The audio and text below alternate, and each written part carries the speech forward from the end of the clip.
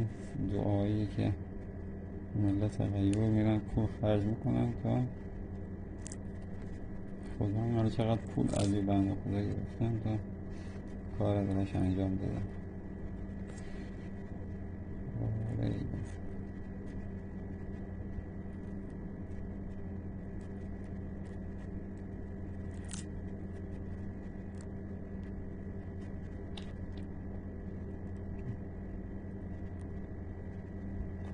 درست چیز کنیم نوشته هاشو در بیاریم طوری بکنیم که اسمی از توش در بیاریم.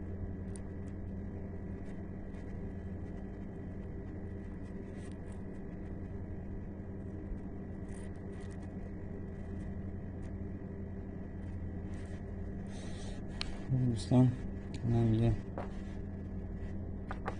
تجربه‌ای بود و آگاهی اضافه میشه به اطلاعات. خب فعلا تا ببینیم نوشته هاشو ببینیم میتونیم بکنیم، باز شما رو در جریان میذارم. فعلا